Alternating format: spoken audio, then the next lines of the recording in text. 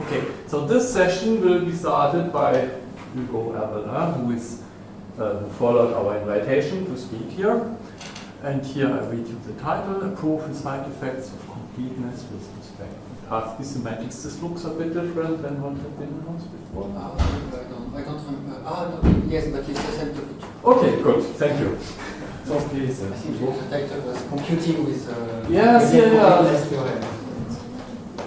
I'm a bit shocked, but now it's okay. It's fine.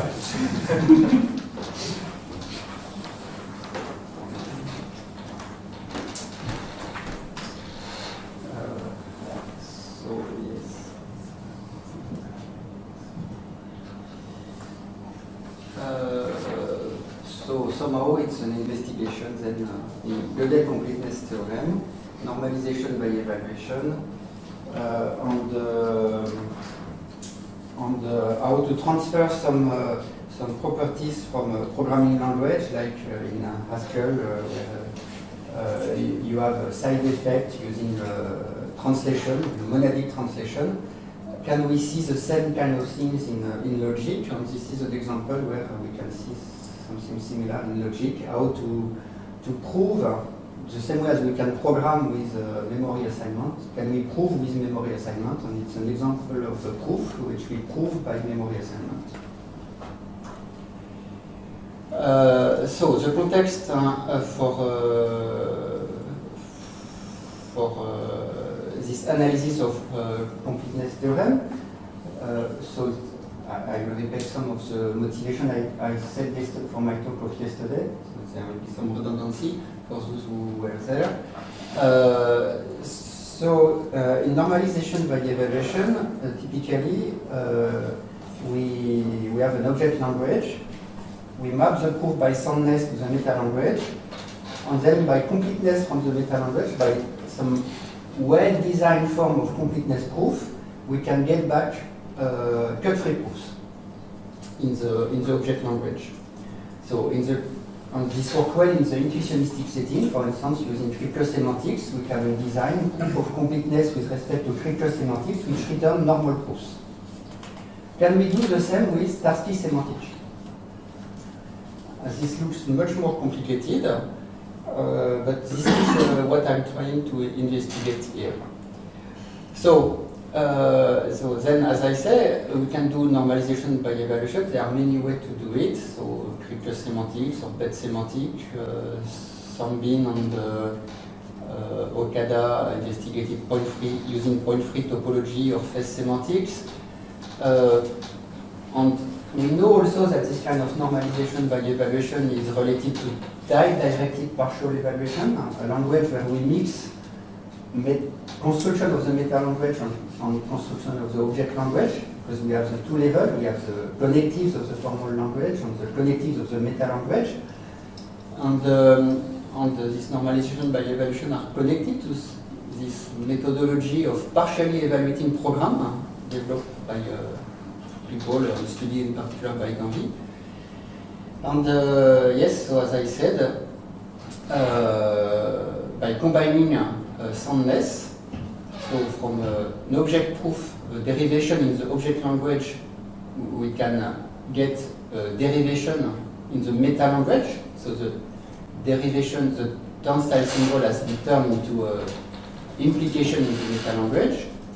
And by going back, by completeness, typically using a pair of reflection and reification, which in one way from the semantic goes to a normal form, and from neutral terms to neutral means an axiom applied to elimination rule.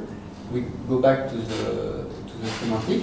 By this kind of pair, we can do normalization by evaluation. This is actually the same pattern that we see in reducibility proof also.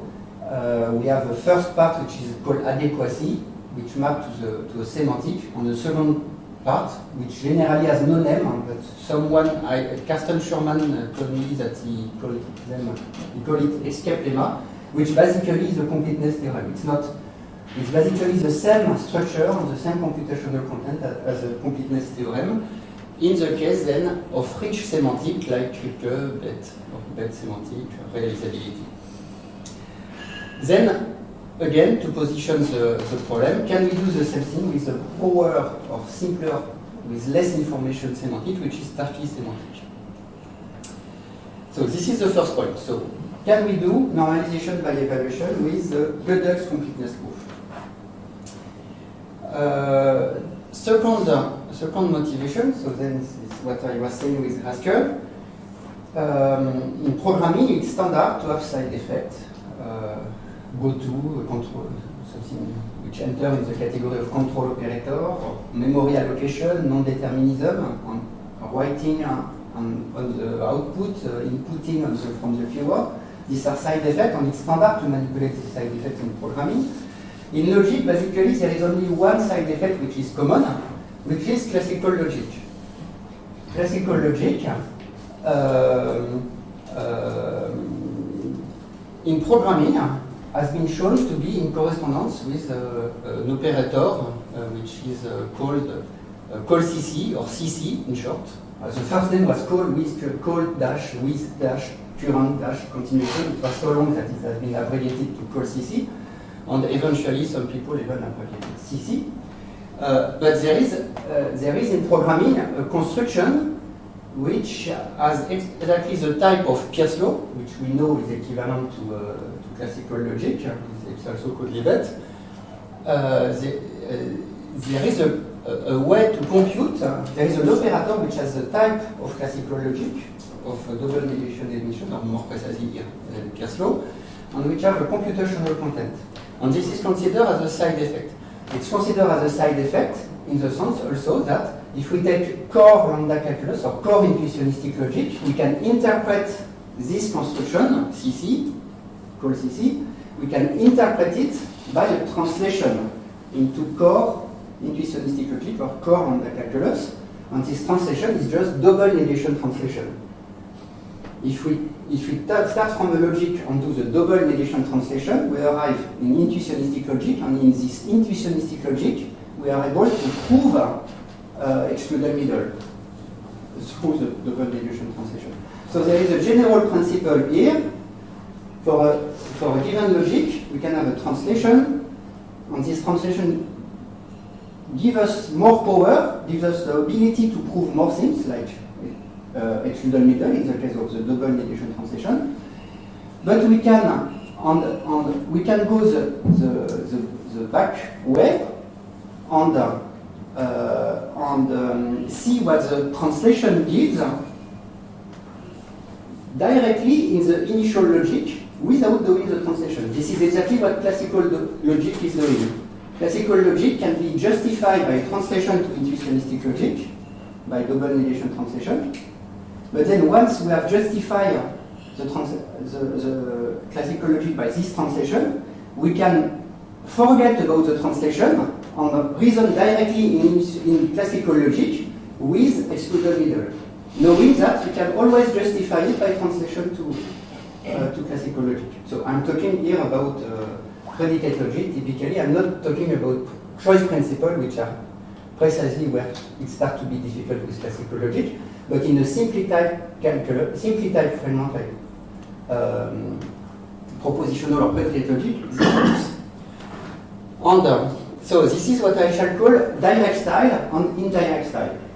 For a given construction, we can work in indirect style by doing a translation, and this translation gives us more power. So for instance, in programming, there is a step passing style translation, which gives us access to memory. There is a I/O translation, which gives us access to input and output from keyword to string and so on. So there is an indirect style. We can simulate a programming construct in indirect style, but we can do it also in direct style using memory assignment or a print, if we are in a programming language, or input, which are in direct style.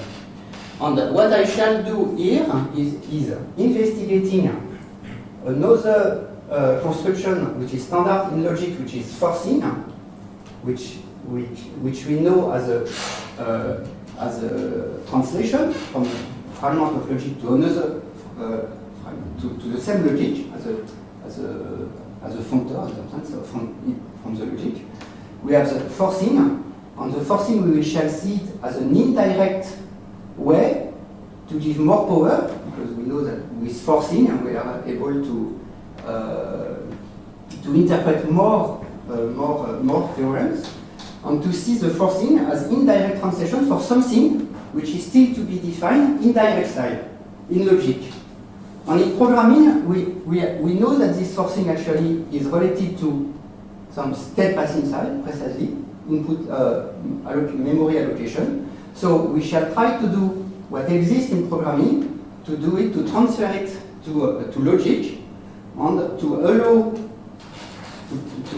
to have in logic a notion of memory assignment which makes sense from the provability point of view, and which shall just be the direct style for a forcing translation. This is basically the idea. And by doing so we have a logic which is more powerful, even if we can justify it by translation, by the forcing translation. The same way as we have classical logic, which is in some sense more powerful. We prove more things with classical logic that we can justify by double negation translation. With this extra power, I shall be able to give a proof of Gödel completeness theorem with which we can do normalization by evaluation. Which means we shall be able to, by soundness and completeness batch, produce normal forms. So this is the basic idea.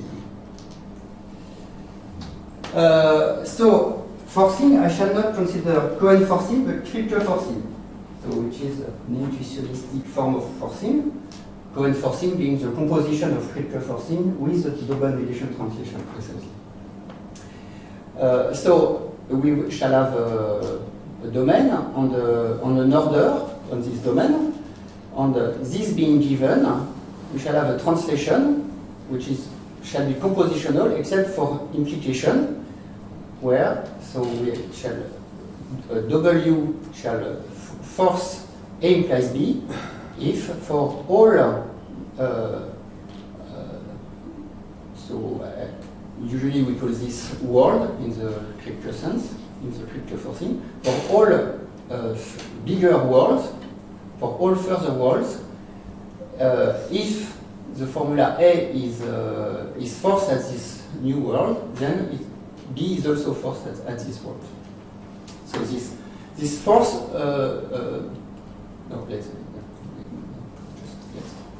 and we can simplify. We can see it as a functor on predicates over worlds, which is defined like this. So if A depends on the world, this can be seen as a modality which is defined like this. And so I already said that it was connected to state passing style. So actually it's Cohen forcing which is related to state passing style. This simpler form of forcing is connected to something which is called environment passing style translation in the context of programming. And in the context of programming, it's simply typed. Here it's dependent because we have a dependency of W prime here.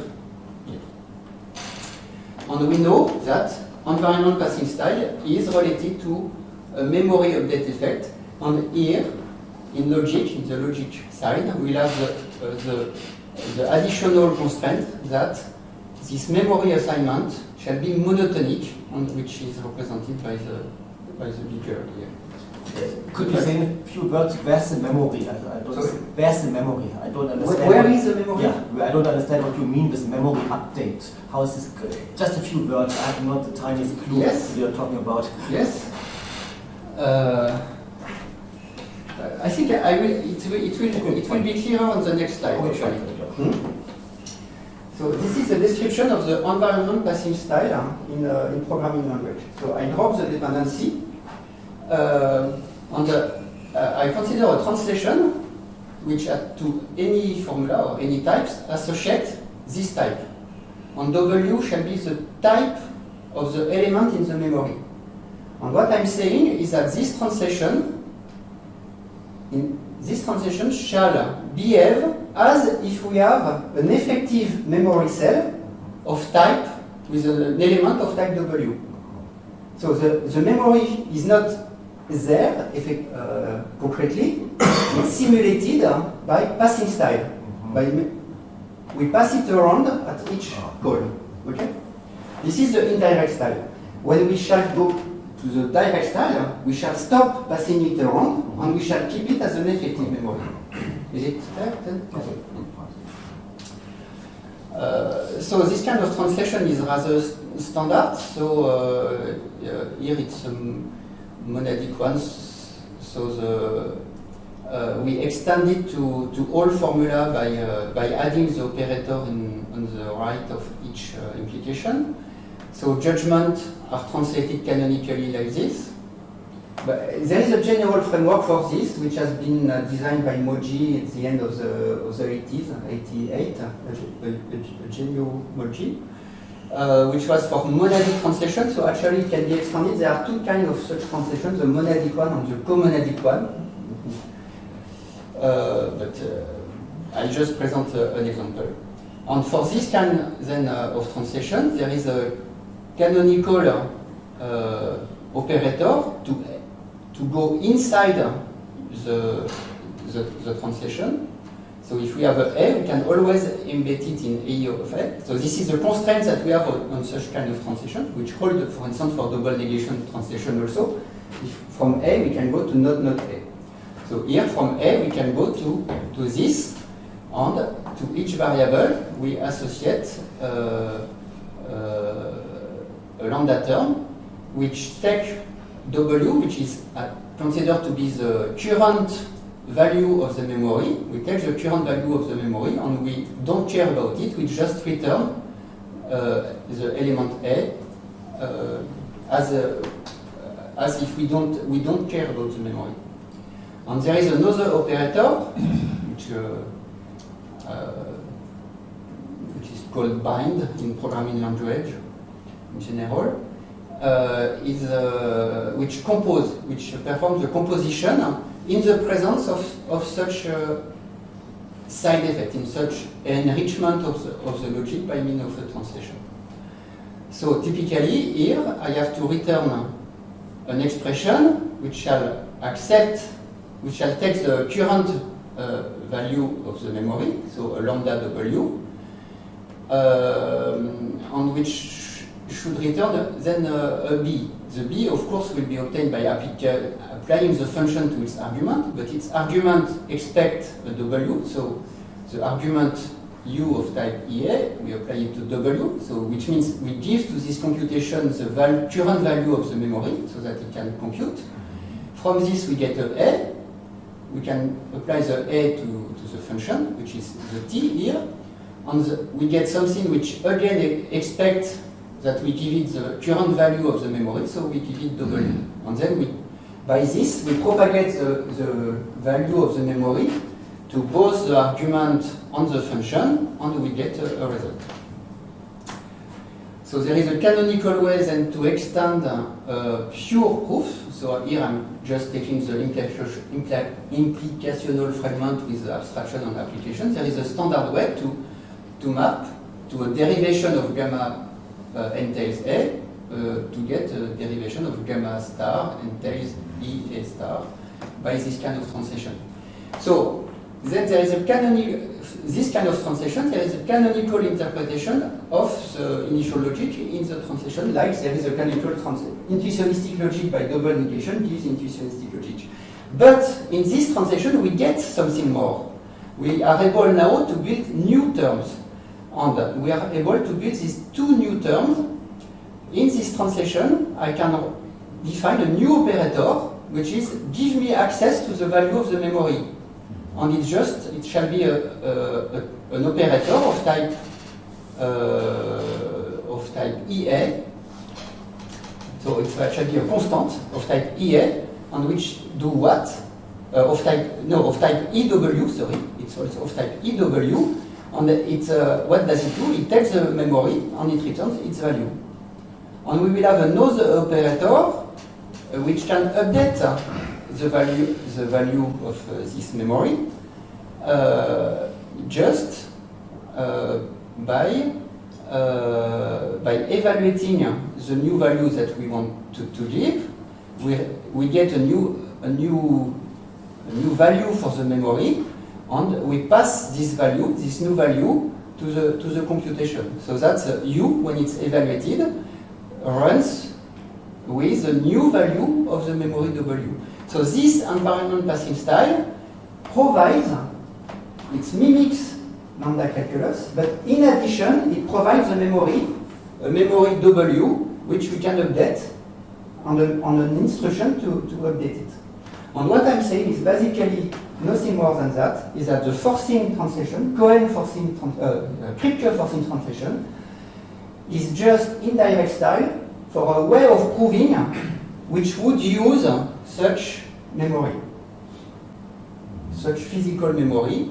And forcing style is a translation which gives us more power by enriching the structure of types, give us more power to express new computational contents, which are the computational content of a memory. So this is what is known and standard in programming language. So then, as we said, now we have a dependencies. It's not any update; it's an update which has to be monotone. So let's translate this in a language which is of logical nature and not only for a programming nature. So basically, the adaptation of these two new constructs in a logical setting will look like this. So I'm using Curie-Howard style, so presentation of the logic. I use term notation. I associate to each inference rule a term notation which expresses its computational meaning, like in realizability somehow. So here, what I'm doing is what? I'm saying that to prove T of T, I can, to prove a proposition T of T, I can locally define a new memory, and this is the operation set. I can define a new memory, which I will call X, which shall have initial value T, and I just have to prove T of X. I have a new memory X, and if I can prove for this new memory X initialized to T that T of X holds, then I shall be able to prove T of T. So this looks obvious because I define the initial value to be X. And to prove T of X, I allow me to prove it with the assumption that, and this is where there is something special happening. I'm not proving it only under the assumption that X equals T, but I anticipating that this variable shall be modified in a monotonically way, and I'm only expecting that, from the logical point, that X is bigger than T. And I'm saying that for any possible change of the variable X by monotonic updating, I can prove T of X, then I'm able to prove T of T. So this is a new inference rule which gives more power. So alone it does not give more power because we gave nothing to update the variable, but together with the other rule which updates, it will give more power for more proving power. Can you comment on R and S? Yes, R is just, so this Kripke forcing on this memory can be updated only along an order, which is on the, so in the proof we need the condition that the order along which we increase we modify the variable is reflective and positive, so it's an order. We have to give proof of them because in computational content, which means in the cut elimination, this will be needed to perform the cut elimination. So then the rule for updating is this. If at some time I need to prove T for some term depending on X, so remember that here we have I have a constraint here that x bigger than u is in the context, and this constraint means that I had beforehand use this rule to declare the memory. And if at some time after having defined the memory I have to prove t of x, then it's enough to prove t of x with the assumption that x is an update is at least bigger than t of x prime for some x prime which is arbitrary, which just symbolically represents the previous value of x.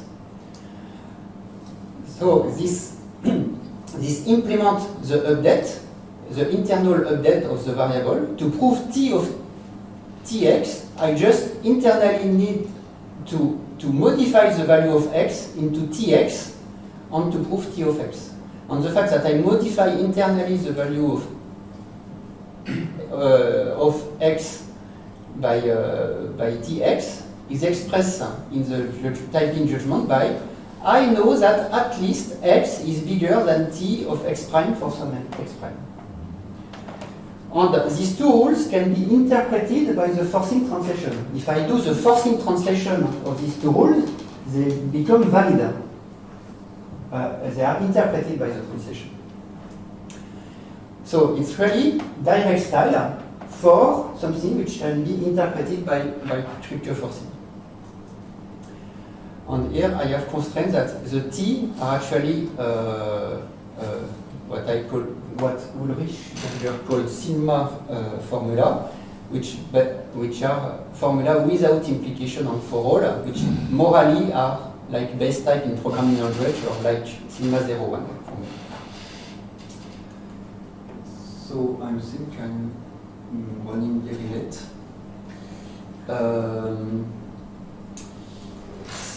So now the details. So I have an object language which is so object language with function symbol, propositional symbol, implication, false, and for all quantification. A notion of context. I have primitives. So these are the inference rule. I write it as by giving a name to them, but it's really inference rule. I mean, the arrow here can be seen as a bar, inference rule bar, but it's just because I'm reasoning in the meta language. So in the meta language, these are axioms like this. I need the weakening, and okay, I will. So these are standard rules like axiom. So the axiom is presented in a way which is a bit special so that it works better. But if I have an order on the context, and if gamma f is a prefix of gamma prime, which basically means that f belongs to gamma prime, then I have the axiom rule. F is derivable from gamma prime. This is application, modus ponens, standard, and so on. So Tarskian model. So a Tarskian model will be characterized by a domain, an interpretation of function symbol, each symbol has an arity, and an interpretation of atoms as a proposition as predicates over the domain, the product of the domain with the arity. And so its interpretation is only for atoms, for the atoms of the logic, and then it's extended to all formula canonically by Tarski semantics. So it's replic interpretation of implication in the object language is implication in the meta language, and so on. Note that I don't interpret the false as a false. I interpret it as an arbitrary formula which has a given interpretation. So this is like fallible models, so that we don't need Markov principles. How much time do I have? 10 minutes more? No? would be fine to start discussion in 10 minutes. Okay, so 8 minutes. As you can repeat a bit of your discussion time. Okay, so then maybe I can stop this. Starting discussion in 10 minutes. Starting discussion in 10 minutes. Okay. Maybe yes, so what I was saying here shortly is that actually, what I shall consider is not completeness for classical logic, but completeness for an arbitrary intuitionistic logic extended with an arbitrary theory. So if we want completeness for classical logic, we take the logic extended with all instances of X to the middle, but we don't need that. In the proof I'm going, it shall give also a proof, which is very strange, it shall be a proof of completeness of intuitionistic logic with respect to Tarski semantic, which looks contradictory, but I will explain why it looks contradictory. So I shall show that with this proof, intuitionistic logic with respect to Tarski semantic is complete for any theories. On the statement of completeness, so shall just look like this. For all model, which means for all domain interpretation of function symbol and predicate symbol, for all interpretation of the free variable, which is a sigma here, the semantic of a formula in this model, if this is true for all model, then it's provable. Okay, so now where will I get my new proof? My new proof, it's already there. It's just completeness with respect to scripture semantics. So, and basically, I will show that completeness with scripture semantics gives a proof which is an indirect style for a proof of completeness with respect to Tarski semantic indirect style. Yes, of completeness with respect to Tarski semantic. So let's look now at completeness with respect to scripture models. It's exactly the same as for Tarski semantic, except that we take a family of Tarskian model indexed over a set of words ordered by some relation.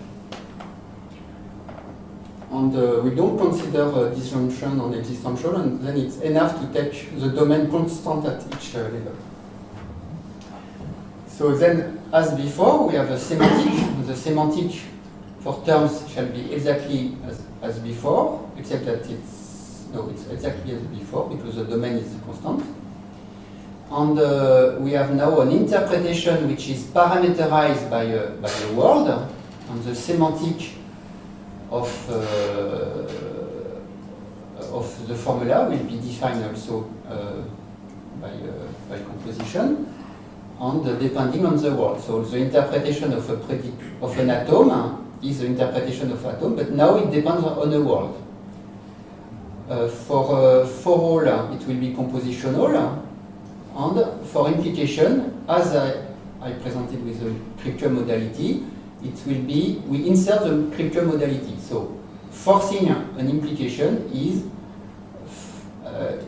forcing at the meta level for all bigger words. So this is scripture semantics. And then the statement of completeness with respect to scripture model says that so as before, for all models, so now it's a scripture model with an K. For all sigma, so it's as before to interpret the free variable, but now there is an extra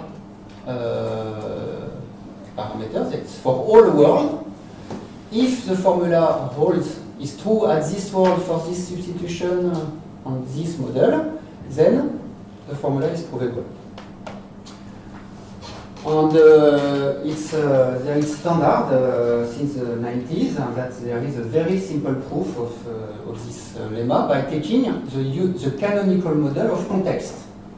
So we take as a word. So actually this statement is really cheating because only one model is interesting, the canonical model. So we do as if it were for all models, but in fact the real interesting content of the proof is for the canonical model. which is the model of context ordered by inclusion. The terms are themselves, so it's in the sense that it's a canonical model. On the proposition, so the proposition now are depending on the word is the context, on what it means to be true at words gamma, because the words are context, is just to be provable at this context. And then we can show, this is a standard reification reflection pair of normalization by evaluation, that there is an equivalence between provable, what is M? M means minimal logic here.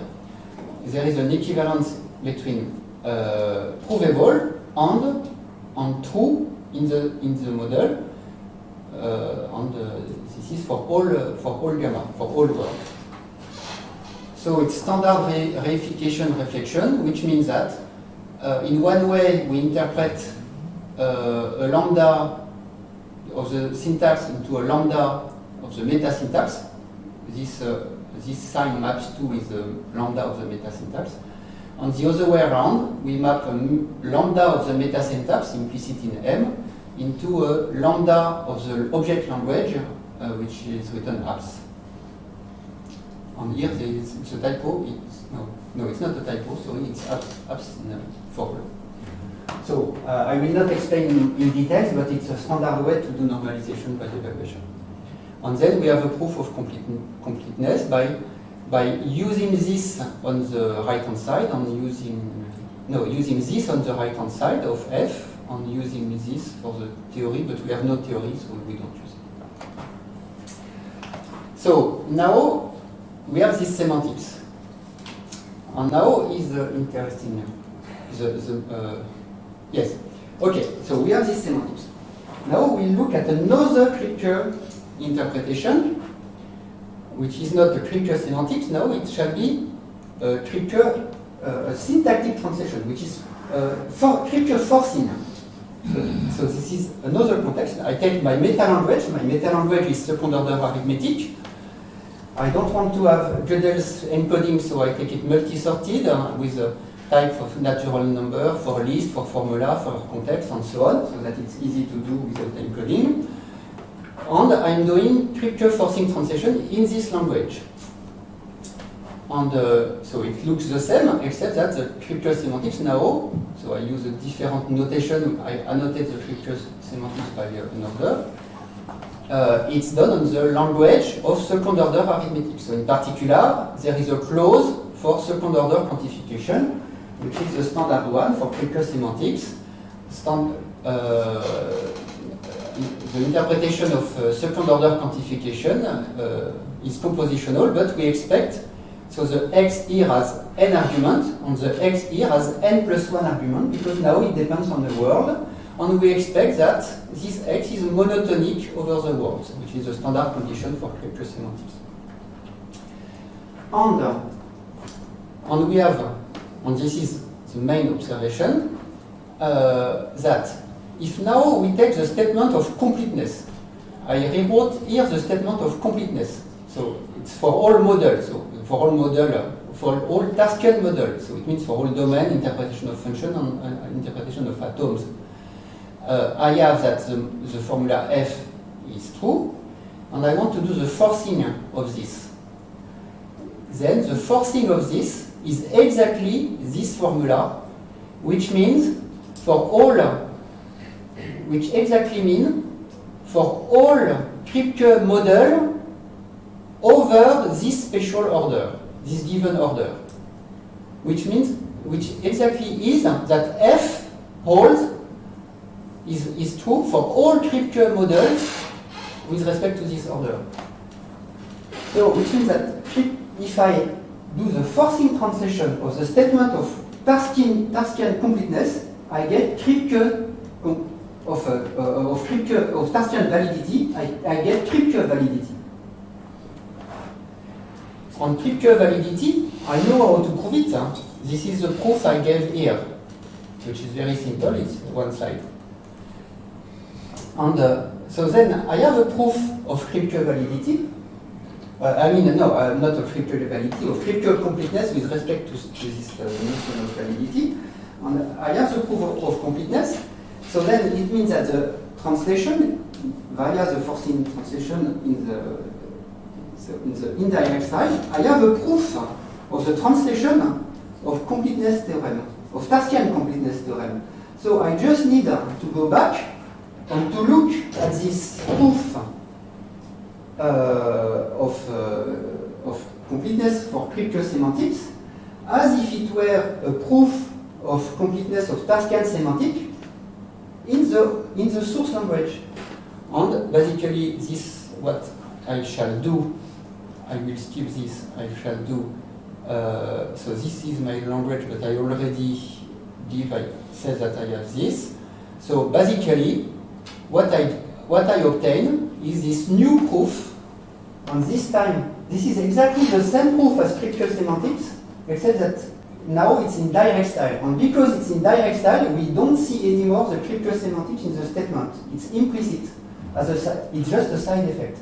The same way as when we do classical logic, we can interpret it by double negation translation, but we can also reason in classical logic directly without showing the double negation that we put everywhere to interpret it in intuitionistic logic. So I remove all the quantification over words and I get this proof. So what are the changes? The change is that now we don't depend anymore on gamma. The translation is not parameterized by gamma because gamma is global, is a memory. Here, if I look at the proof starts with set gamma being the empty context. So I start the proof of completeness by saying, oh, I take a memory, I initialize to the empty context, and then I go on with the context implicit. So the proof, the gamma is allowed to occur in the statement because we have declared a memory, but it's not anymore parameterized explicitly by gamma. And the counterpart is then that in the step of the translation where we need to update the gamma, because in the proof here there is indeed a step for which it's important to be parameterized by gamma because we call it with an extended gamma. This proof here, we remove the parametricity, the state passing style way of dealing with gamma by the direct style by updating the memory.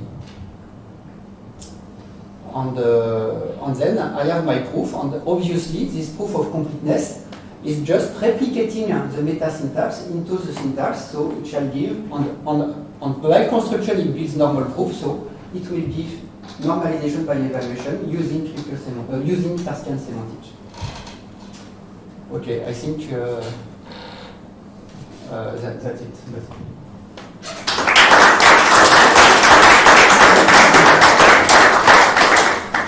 Okay, thanks a lot. You really took your time to explain also the basis of this. There's a little buffer for discussion, so please profit from this. Do you have any applications in mind of this new completeness proof? Yes, normalization by evaluation, first application. Otherwise, no. No. The second question, you missed out disjunction and existence from your argument. Was that because you wanted to avoid, you wanted to have a fixed domain in the model, or could you also treat disjunction and existence? I think I can treat disjunction, but it's more complicated. It's more complicated, and my memory is not very fresh about it. We need this language is not powerful enough, so this instruction set and update are not powerful enough. We need to mix with some form of delimited classical logic, the way Danko Illich was doing, and which would so Danko Illich made a variant of scripture model with a delimited continuation flavor, and we can design a system like this in direct style, which corresponds to this variant of scripture forcing that Danko Illich designed, and in which we can handle a disjunction. But this system is not enough, is not powerful enough to handle disjunction. So I think it's certainly not the end of the story. I mean, it's part No, of no, a very interesting Yes, I program. think there are a lot of things to It investigate. could even be done with dependent types, I guess. So then, this kind of forcing translation has been investigated in dependent type theory by Tabarro, Pedro, Sozo, and two other people. So yes, it's no, there are a lot of direction to look at this. So there's now the last chance for some question or comment. Okay, this is not the case. Thank you.